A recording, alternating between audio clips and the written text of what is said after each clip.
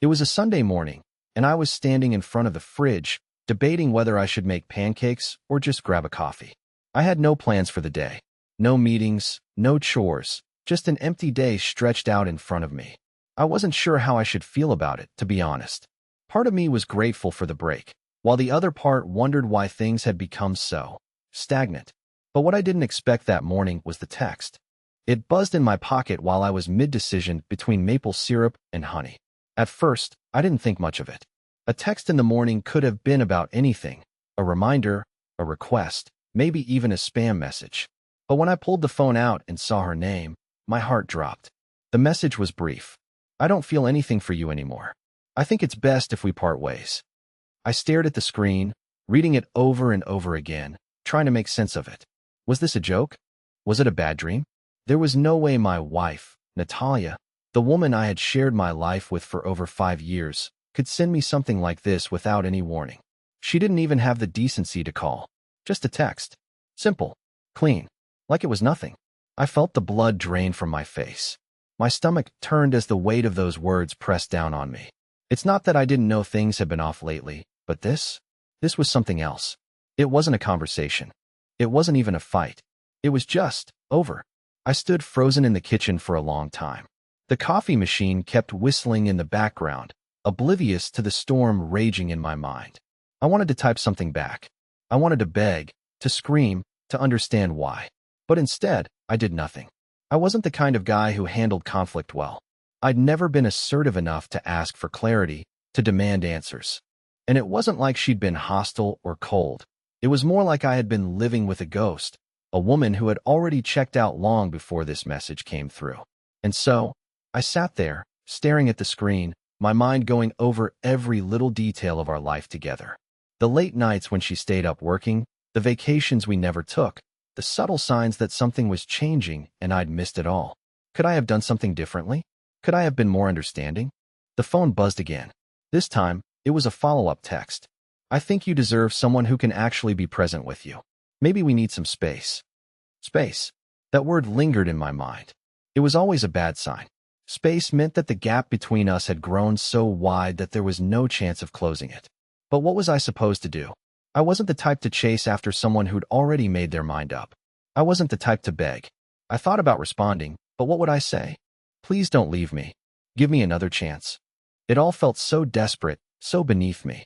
Instead, I stood there in silence, listening to the quiet hum of the morning around me. The world hadn't stopped. The day hadn't been marked by the earth-shattering realization that my marriage was falling apart. I walked over to the couch, sat down, and stared at the phone in my hand. The air felt heavy, and I suddenly became very aware of the silence in the house. The absence of her presence, of the warmth I'd grown used to. I was alone now, alone with nothing but the question, how did I not see this coming? In that moment, I made a choice. I wasn't going to beg. I wasn't going to fight. If she didn't want to be here, then I would accept it. But the strange thing was, it didn't make it any easier to let go. The rest of the day passed in a haze. The phone sat on the coffee table in front of me, as if it were some kind of lifeline, and yet it felt like it belonged to a different world, one where nothing was the same. I couldn't bring myself to respond to her text. Part of me wanted to lash out, to demand an explanation, but another part of me knew that whatever explanation she had, it wouldn't make a difference. I spent the next few hours walking around the house, pretending to do things. I picked up dirty laundry that had been sitting there for days, wiped down the countertops, checked the locks on the doors, all the while feeling like a stranger in my own life. The world outside continued to spin, but in my mind, everything had come to a standstill. Later in the afternoon, I decided to check my email. Anything to distract myself from the noise in my head. That's when I saw the message. It was from her. James, I'm sorry I didn't say this in person. I don't know how to explain what's been going on in my mind. I care about you. I always will. But I've realized I can't keep pretending. I hope you understand. It was short.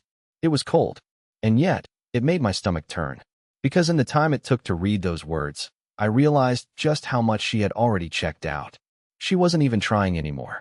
She wasn't trying to save us, to save me, to save herself. She was done. I wanted to reply, to tell her that I didn't understand. But instead, I closed my laptop and went outside. The sun was setting, casting a soft golden light over the neighborhood. But it felt wrong. It felt like everything had turned upside down, like I was standing in the middle of a scene that didn't belong to me. As I walked around the block, I tried to clear my mind, but I kept coming back to the same question. What went wrong? What had I missed? It wasn't like we were perfect, but we had something. We had history. We had love. Or so I thought.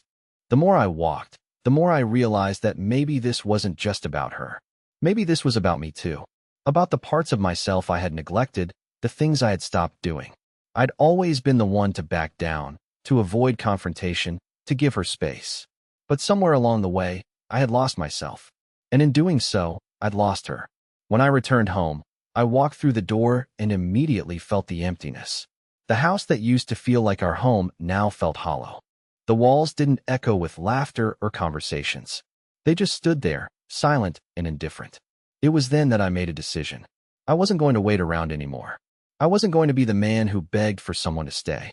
I wasn't going to be the man who pleaded for a love that had already faded. If she wanted space, I was going to give it to her. But the thing is, I didn't know what to do with that space. How could I fill it? How could I move on when everything I had known, everything I had built, was suddenly a memory? The next few days passed in a blur. I kept busy at work, throwing myself into tasks I hadn't cared about in years. But every time I came home, there was that empty house, that empty feeling, waiting for me. One night, after a particularly long day, I came home to find her things still here. Her clothes were hanging in the closet, her books still on the shelf, her perfume still lingering in the bathroom. I stood in the doorway of the bedroom, staring at the bed we used to share, the bed that now seemed so cold and foreign. And in that moment, I realized something. She was gone. She wasn't just physically gone, but emotionally, mentally. I had lost her long before she left. It was time to face the truth. I didn't know what came next. I didn't know if she would come back, if I would ever feel whole again, or if I was even capable of moving forward. But one thing was clear. I wasn't going to let her absence define me. I took a deep breath and walked into the bedroom, pulling open the drawers and packing my own bag. Maybe I didn't have all the answers. Maybe I didn't know what came next. But I knew this. I wasn't going to wait for something that was never going to return. And I wasn't going to waste another minute on something that had already slipped away. I walked out of the bedroom, bag in hand, and stepped into the world I wasn't sure I recognized anymore. The one where I had to rebuild, not just my life, but myself. A week passed. No texts, no calls, nothing. It was as if she had erased herself from my life entirely. I'd been trying to keep myself busy, drowning in work, picking up old hobbies I'd abandoned, but nothing could fill the space she had left behind. The house felt like a shell, empty, devoid of warmth, like a memory I couldn't shake. I had told myself I wouldn't go looking for answers, that I would let her be. But the silence was suffocating, and I couldn't ignore it anymore. It was eating at me. The what-ifs. The unanswered questions. Was it something I had done? Was she seeing someone else? Did she fall out of love with me so quickly that she couldn't even face the conversation? I needed answers. It was Friday evening when I finally decided to call her. My hands trembled as I held the phone, staring at her name on the screen. I didn't know what I was hoping for. Maybe a sense of closure. Maybe a small piece of the woman I used to know. Or maybe, just maybe, I was holding on to the faintest glimmer of hope that she would say everything had been a mistake. The phone rang, and I felt a weight in my chest. It rang a second time, then a third. On the fourth, she answered. Her voice sounded distant, almost too calm. James, she asked, her voice flat. Yeah, it's me, I said, trying to keep my voice steady. I've been trying to understand what happened. I need to know, Natalia, what went wrong? There was a long pause. I could hear her breathing on the other end, but she didn't say anything right away. The seconds stretched on, and I felt my heart pound in my ears. Had she even thought about it? Did she feel guilty? I couldn't tell. I told you what I needed, James, she finally said, the coldness in her voice evident. I needed space, and I don't think there's anything left for us to talk about. I've already made up my mind. Her words hit me like a slap in the face, but somehow, they also gave me clarity. She wasn't coming back. She had moved on, mentally, emotionally. I was just the last piece she hadn't fully let go of yet. The part of her life that needed closure, but nothing more. I opened my mouth to speak, to argue, to ask for just a little more time, but something stopped me. Maybe it was the realization that I had already begged for too much. Maybe it was the crushing weight of the truth settling in. But I just couldn't do it anymore. I wasn't going to beg for something that was already gone. All right, I said, my voice barely a whisper. I guess that's it then. I'm sorry, James, she said, but there was no warmth in her apology. It was just words. Empty words. I really am. I hung up the phone before she could say anything else. The silence that followed felt heavier than anything. The kind of silence that crushes you from the inside out. I knew in that moment that this was it. It was over. She was gone, and I had to let her go. For the next few days, I kept to myself. I avoided friends, avoided anyone who might ask about her. I didn't want to talk about it. I didn't want to hear the pity in anyone's voice or listen to their suggestions on how to get over it. I knew how to get over it. I just didn't know how to move on. I started sorting through our things, packing away the memories. It wasn't easy. There were pictures of vacations, gifts we had exchanged, little notes she had left for me in random places. It all felt like a cruel joke now. All those years, all that love, just to be packed away in boxes and shoved into the back of a closet. It felt wrong. It felt like I was erasing her from my life completely, and part of me didn't want to. But I had to. I couldn't keep living in the past, constantly looking for something that wasn't there anymore. It was a slow, painful process, but I kept at it. And with every item I put away, I felt a little bit more free, a little less trapped. But still, I couldn't shake the image of her face.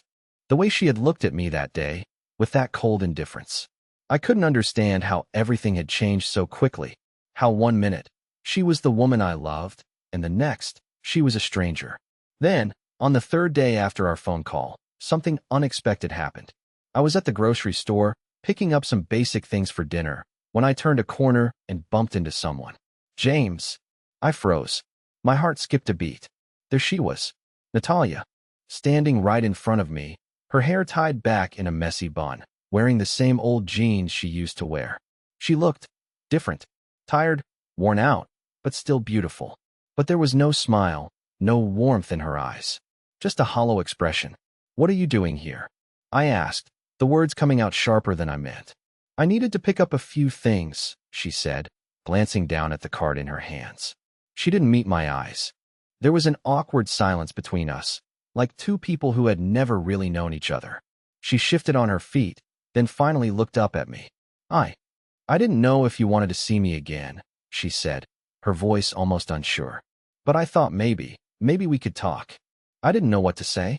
Part of me wanted to scream, to ask her what she was doing here after everything she'd said, after how quickly she had walked out of my life. But another part of me, well, that part still wanted to believe that there was a chance for us. So I just nodded, my heart racing. Yeah, I said, my voice thick with emotion. Let's talk. But as we walked to the parking lot, I couldn't shake the feeling that this wasn't going to be a conversation about getting back together. This was going to be a conversation about the truth, the cold, hard truth that I wasn't sure I was ready for. We ended up sitting in the car outside the grocery store, the engine off, but the air conditioning still running. The silence between us was thick and uncomfortable, like we were both afraid to say the wrong thing. I couldn't look at her without feeling this burning knot in my stomach. The same woman who used to know everything about me, who could finish my sentences, now seemed like a stranger. She shifted in her seat, her hands fidgeting in her lap. It was clear she didn't know where to start either. There was a heaviness in the air, a tension that neither of us could ignore. I kept trying to figure out what she wanted. Was she here to apologize? Was she here to explain herself, to offer some reason for the way things had ended? I wanted to ask. I wanted to scream, to demand answers. But I couldn't bring myself to do it. I wasn't the man who confronted things head-on. I had always let things slide, avoided the hard talks, the ones that mattered. Now I was paying the price. Finally, after what felt like hours, she spoke, her voice soft but steady. James, I don't know how to explain what happened, she began, looking straight ahead. I think I just got lost along the way. I started feeling things I couldn't ignore, things I didn't understand, and I didn't want to admit it to myself, to you, or even to anyone else. But the truth is, I've been unhappy for a while, and I don't think we were the right fit anymore. I wanted to say something, anything, to stop her, but the words wouldn't come. Instead, I just listened. It's not about you. I don't want you to think it is, she continued, her eyes flicking to me for just a moment before quickly looking away. You've been a good husband.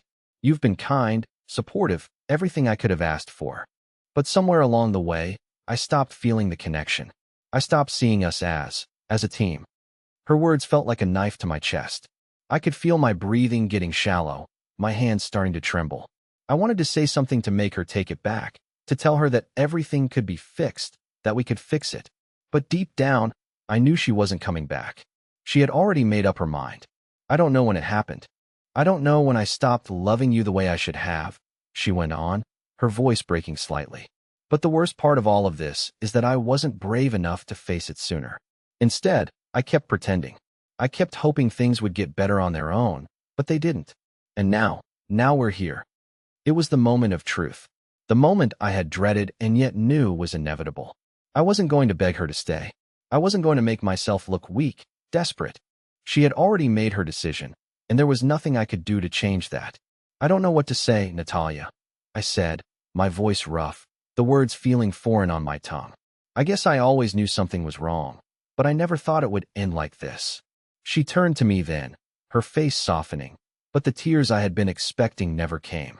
Instead, she looked almost resigned, like she had already cried all her tears and now had nothing left to give. I never wanted to hurt you, she said quietly. You deserve so much more than me. You deserve someone who can be there for you, who can love you the way you deserve to be loved. There was nothing left to say. No more explanations, no more apologies. I was empty, hollow, staring at the woman I once thought I would grow old with. The woman who was now telling me that it was over. I guess this is it then, I whispered, more to myself than to her. The words felt strange, heavy, as if they were too big to fit inside me. She nodded, looking away from me, a finality in her expression that I couldn't deny. I think it is. For a moment, neither of us spoke. The only sound was the hum of the air conditioner and the distant noise of cars passing by. It felt like time had stopped. Finally, after what felt like an eternity, I opened the car door. I guess I should go, I said, not knowing if I meant it more for myself or for her. She didn't try to stop me. She just nodded again, her hands clutching her purse in her lap, her body stiff and distant. I got out of the car and closed the door behind me, walking away without looking back. But as I stepped away from the car, I could hear her voice again, soft and distant. I'm sorry, James, for everything. But I didn't turn around, because I knew that sorry wasn't enough. Sorry wasn't going to fix the wreckage. Sorry wasn't going to bring back the years we had lost. And in that moment, I realized that I wasn't just losing her. I was losing myself, too. I didn't know what came next. I didn't know how to rebuild the pieces of me that had shattered with her departure. But one thing was clear. I was going to have to find a way to move forward, without her. The days that followed were unbearable. It wasn't just the emptiness of the house that crushed me. It was the silence. The silence that used to be filled with laughter, with conversation, with plans for the future, now weighed down every corner of the space I once called home. I tried to fill it with noise, with the distractions of work, TV, anything to avoid sitting with my thoughts. But nothing helped. I had become a stranger to my own life. Every corner of this house, every room, every object, seemed to whisper reminders of what I had lost. The photographs on the walls, our trips, our smiles, the life we had shared, now mocked me. They felt like fragments of someone else's life, a life I no longer had access to. I tried reaching out to her again. This time, not for answers, not for explanations, but just to hear her voice. Maybe that would give me some sense of closure.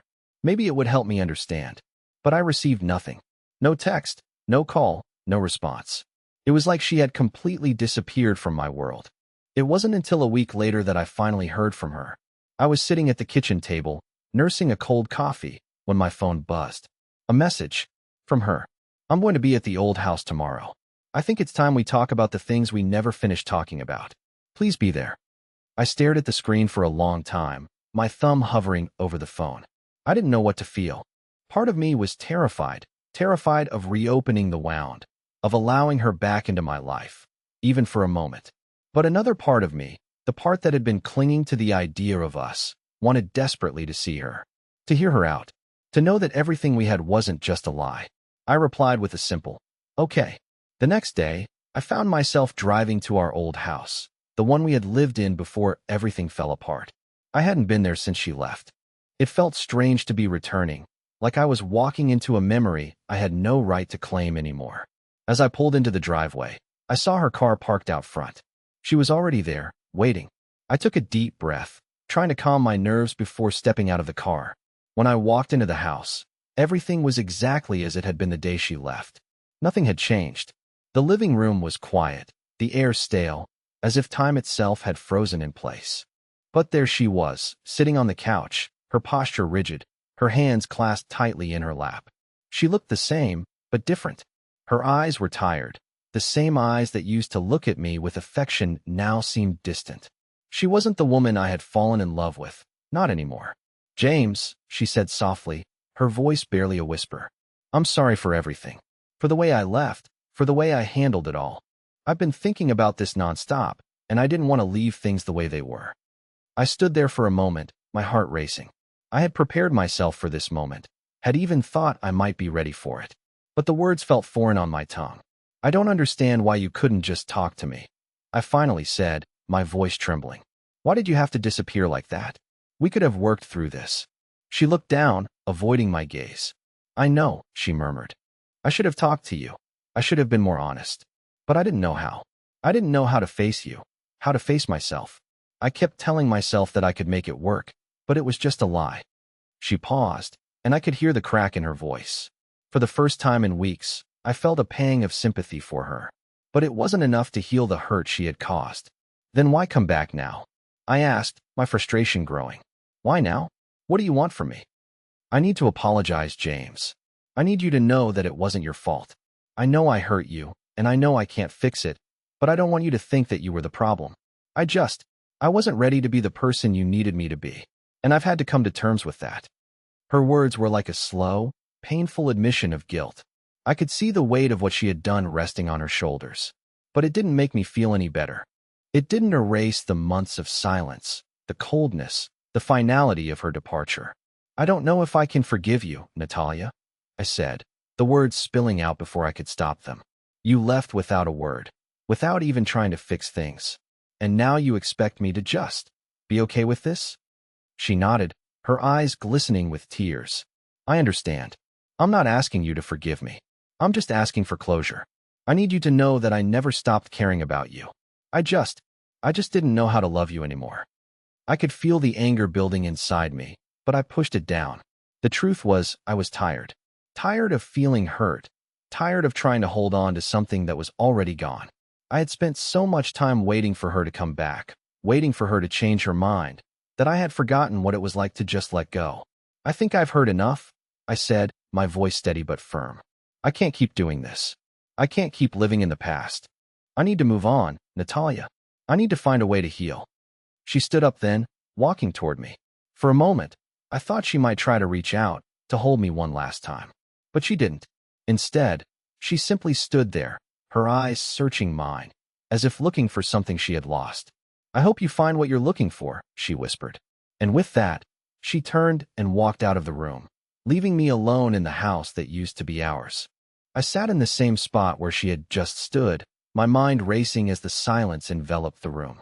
The weight of her words settled in, sinking deep into my bones. It wasn't just the finality of her departure that hit me. It was the realization that I had been clinging to something that no longer existed. I had been hoping for closure, for something that might make sense of all this mess, but now I knew better. There was no neat ending, no perfect resolution. There was only the truth. She had left, and I was left behind. The house felt colder now, somehow. The warmth that had once filled these walls was gone, replaced by an unsettling stillness. Even the air felt different, heavier, like it was holding on to something that neither of us could bear to touch. It was as if the house itself was grieving for the love we had lost, and it made me sick to my stomach. I spent the next few days in a daze. I went through the motions, went to work, ate when I remembered to, but nothing felt real. It felt like I was walking around in a fog, waiting for something to snap me back to reality, to wake me from this nightmare. But nothing did. At night, I lay in bed staring at the ceiling, replaying every conversation we had ever had, every moment we'd shared, trying to figure out where it all went wrong. Was it when I stopped being the man she wanted me to be? Was it the countless little things I ignored over time? Or was it just that we had outgrown each other without even realizing it? One evening, I sat on the couch, flipping through old photos on my phone. I found pictures from vacations we had taken, from our wedding day, from days we had spent laughing together. It was hard to believe those moments ever existed. They felt so distant, so out of reach, like they had belonged to a different version of me, a version that was happy, whole. But now, all I had were these photos, these memories, and the painful realization that they were all I would ever have left of her. The following weekend, I decided to pack up some of my things. It felt like the right thing to do, even though the thought of it made me nauseous. I wasn't sure what I was hoping to achieve by doing this. Maybe it was just a way to take control, to finally make the space she left behind my own. But as I went through our closet, sifting through clothes we had both worn, the weight of everything hit me like a tidal wave. It felt like I was erasing her. It felt like I was erasing us. In the middle of the process, I found a box of her things, books, a few journals, some old letters she had written to me. I picked up one of the journals, opening it to a random page. Her handwriting was familiar, but the words felt like they belonged to someone else now. There was a time when I had been the one she wrote to, the one she shared her deepest thoughts with. Now, those thoughts were mine to read, to understand, but they no longer held the same meaning. I put the journal down and walked out of the room, unable to continue. I wasn't ready. I wasn't ready to close this chapter, to pack away everything that had once been so familiar. But the truth was, it didn't matter if I was ready. It was happening, whether I liked it or not. She was gone, and I was left with nothing but memories and empty spaces. I found myself standing in front of the front door, staring out into the street, my hand on the doorknob. The house had always been ours, but now it was just a place I used to call home. The door had opened countless times before, welcoming us back from work, from vacations, from family trips. But now, as I stood there, it felt like I was locking myself out of my own life. I don't know how long I stood there, but eventually, I let go of the doorknob and walked outside. The air was crisp, the sky a perfect shade of orange as the sun began to set. It was beautiful. The world was still turning, but it felt like I was no longer a part of it. I was lost. I spent the next few days walking around the neighborhood, not sure of where I was going, but unable to stay in the house. It had become a tomb, a mausoleum for everything I had once known. I needed to get out, to clear my head. But no matter how far I walked, no matter how much space I put between myself and the life I had shared with her, the emptiness was always with me. One day, after walking aimlessly for hours, I found myself at a small cafe on the corner of the street. It wasn't far from our old house, but it felt like a different world. I sat at a corner table, nursing a coffee and trying to steady my shaking hands. I wasn't sure what I was looking for, but I knew I needed something. I needed to feel like I still existed, like there was still some part of me that was worth saving. As I sat there, I pulled out my phone. For a moment, I thought about calling her. I thought about texting, about trying to fix things, to reach out in some way. But then I stopped myself. I couldn't do it. I couldn't keep chasing something that wasn't mine to chase anymore. I had already done enough. The reality was clear. She had moved on, and I had to do the same. But it was harder than I ever imagined. The weight of it all was unbearable. How do you move on when everything you once knew, everything you once believed, falls apart? As I left the cafe, I knew I was at a crossroads. I couldn't keep going down this path. I couldn't keep holding on to the hope that things would go back to the way they were. But I wasn't sure what came next. All I knew was that I had to let go. It was the only way forward. And as painful as it was the only way to start healing. The question was, would I be able to? Would I ever be able to let go? It had been weeks since I had heard from her, and truthfully, I had started to believe that maybe this was it, that the chapter of my life with her was permanently closed. I had started finding a new rhythm, even if it was painful. I spent my days focusing on work, relearning how to live alone, trying to piece together the fragments of who I was before she had entered my life. But the thing is, no matter how much I tried, I couldn't escape the nagging thought that she had never truly been gone. And then it happened. It was a late Friday afternoon when my phone rang. I almost didn't pick it up, thinking it was some spam call or an email I could ignore. But something told me to check. I had an unsettling feeling, like something was about to happen that I couldn't control. When I saw her name on the screen, my stomach dropped. My heart beat erratically as I stared at it for a second. I didn't know what to do. Was I supposed to answer? Was I ready for this? Was I even strong enough to hear her voice again? I hesitated, but eventually, I pressed the green button. James. Her voice was different this time. Soft, hesitant, almost fragile. The woman who used to speak to me with certainty and confidence now sounded broken. I need to talk. I stayed silent for a moment, processing her words. For weeks, I had been waiting for this moment, hoping for an answer, a conversation. But now that it was here, I wasn't sure what to say. Talk about what? My voice was calm, but I could hear the crack in it, the slight tremble that betrayed my nerves. I know it's been a long time, she continued, her voice barely above a whisper. But I need to tell you something I should have told you a while ago. Can we meet? I felt the pressure building in my chest. It was happening. She was back. After everything. After weeks of silence. After everything she had put me through. She was reaching out. And despite everything, I wasn't sure if I was ready for it. But at the same time, I knew that this was the moment I had been subconsciously waiting for. I agreed to meet. We set a time for later that evening. As I hung up the phone, I felt this strange mix of dread and anticipation, a sensation I couldn't shake no matter how hard I tried. I couldn't help but wonder if this was just another round of empty promises, another attempt to twist the knife that had already been driven so deeply into me. I arrived at the cafe we had chosen to meet at, a quiet little place near the edge of town. It felt strange to be back in a setting like this, a place where we had once come together to talk about the future, to laugh and share our hopes. Now, it felt like a haunted space. I sat down at a corner table, glancing at the door every few seconds, waiting for her to walk in. The wait felt unbearable, as if the world had slowed to a crawl just to taunt me. Then, finally, the door opened, and there she was. She looked different. She was wearing a simple white blouse and jeans, nothing extravagant, just the bare minimum. Her hair was still long, but there was something about the way she walked in, an uncertainty, a hesitancy. It wasn't the confident, sure-footed woman I had known. This was someone who was carrying a weight, a burden I couldn't fully understand. She spotted me immediately and walked over slowly, her eyes avoiding mine until she sat down. The table between us felt like an entire ocean, a distance that no words could bridge. "I'm sorry," she said before I could say anything. The words were quiet, almost drowned out by the noise of the cafe around us. But they hung in the air like a lead balloon. "I should have never left you the way I did." I took a breath, trying to keep my emotions in check. "You should have never left me at all, Natalia." I replied, my voice steady but raw. I know I hurt you," she said, her eyes looking up at me now. There was something there, a vulnerability I hadn't seen in her before. And I didn't come back to beg for forgiveness. I need to explain myself."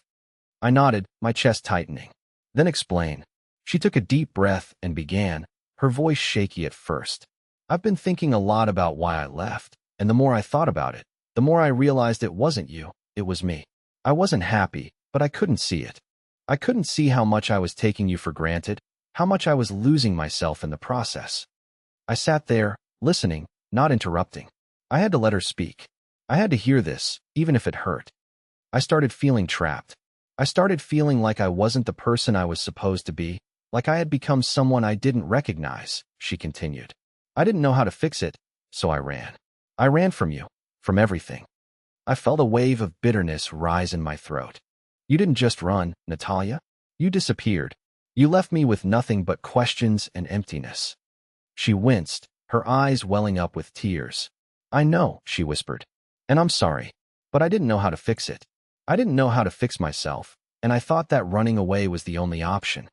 I looked at her, and for the first time in a long while, I saw someone who wasn't just the woman who broke my heart. I saw someone who was broken too. "But you're back now," I said quietly. "Why? After everything, why come back now?" She paused, looking down at her hands. When she finally spoke, her voice was almost inaudible. "Because I don't want to lose you for good. I don't know if we can ever go back to the way we were, but I want to try. I want to fix things. I owe you that much." My heart was pounding in my chest, and I could feel the conflict stirring within me. Part of me wanted to jump up, to embrace her, to say that we could make it work. But another part of me, the part that had been hurt too many times, knew better. I looked at her, my eyes searching for something I wasn't sure I'd ever find again. I don't know if I can forgive you, Natalia. I don't know if I can go back to that place where we were happy, where I trusted you. Her eyes filled with tears as she nodded slowly. I understand, she whispered. I just wanted to try. I wanted to show you that I'm not the same person I was before. The words hung in the air, unanswered, as we sat there in silence. The weight of everything between us was too much to bear, too heavy to just push aside. And though I could see the sincerity in her eyes, I couldn't help but wonder if it was enough, if it was too late for us to ever be the people we once were. And as the silence stretched on, I knew that this wasn't just about forgiving her. It was about forgiving myself. It was about figuring out if I could ever let go of the hurt, the anger, and the loss that had consumed me for so long. Because, in the end, this wasn't just her story. It was mine too. The silence between us seemed to stretch on forever, but eventually, I took a deep breath. It felt like the first real breath I had taken in months, like I was letting go of the weight I had been carrying all this time. I looked at her, really looked at her. The woman who had hurt me, the woman I had once loved so deeply, and the woman who, despite everything, was still here, asking for another chance. I don't know if I can just forget everything, Natalia, I said, my voice steady but full of emotion. It's going to take time, and maybe it's too late, but... Her eyes filled with hope, but I continued. But maybe, just maybe, we can try again. Maybe we can find our way back, step by step. I can't promise it will be easy, and I can't promise we won't hurt each other again. But I think we owe it to ourselves to try, to not let the past completely define us. She didn't speak immediately, but when she did, her voice was full of emotion. You're willing to try? After everything? I nodded slowly. Yes, because I believe that we deserve more than just the silence. We deserve to know whether we can find happiness again, together, but only if we're both willing to work for it. I can't do it alone, and I know you can't either. For the first time in a long time, I saw a glimmer of the woman I had once fallen in love with.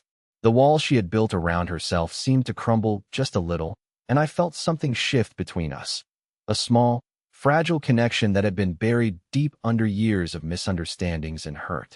It wasn't fixed, not yet, but the hope was there, the smallest spark that maybe, just maybe, we could rebuild something real.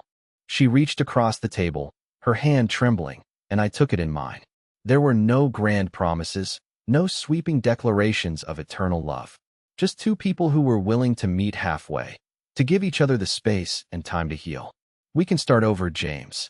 One step at a time, she whispered. And that was enough for me. That was all I needed to hear. We didn't have to have all the answers right now. We didn't have to fix everything in one conversation. But we could try. And sometimes, trying was enough.